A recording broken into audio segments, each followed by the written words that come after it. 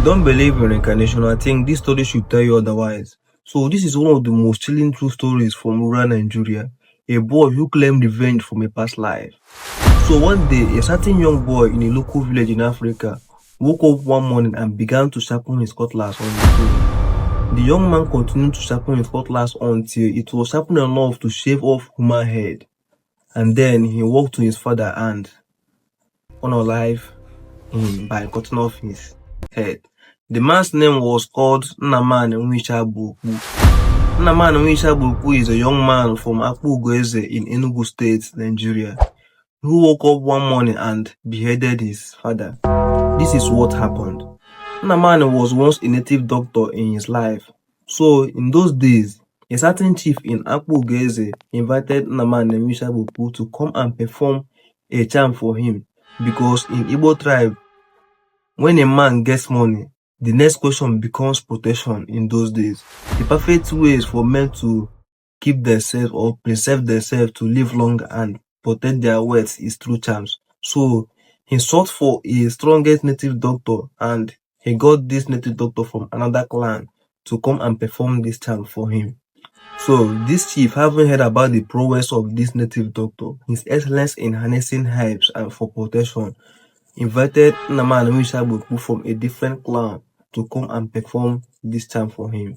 So the native doctor came and began to prepare the charms for him. The charms were prepared during the day, so the native doctor has to sleep over in the chief's house. So, but in those days, there was this ideology that if you could kill the native doctor that prepared a charm for you and put off his head, the charm becomes everlasting. After the native doctor was done preparing this charm and was sleeping over in the night, the chief came to the room where the native doctor was sleeping and unalived him. He killed him so that no one would be able to destroy the charms he did for him, including the native doctor, because he's the only one that has the power or the prowess to destroy the charms, because of he's the one that did the charm. So he killed him and went ahead and hung his divination bag inside his room. No one knew what happened. After all, he came from a different clan and he came alone, so no one knew where he went. But years go by and the chief became more powerful and more richer. He married many wives and had many children. In those days, men are likely able to marry many wives as long as you are rich and you can maintain those wives. So he kept on giving birth until one day he gave birth to a boy who was full of strength that he could ever imagine at a young age. He was growing in full of strength and wisdom, but he didn't notice anything. He think that everything was right, or this is one of his blessed sons. Then one morning, the energy of his previous life came upon him like a stroke of fire. Then this young man went to his room and picked up his cutlass and went to the sharpening stone and began to sharpen his cutlass.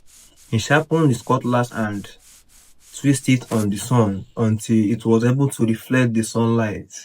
He sharpened the cutlass until it was sharp enough to cut off a human head.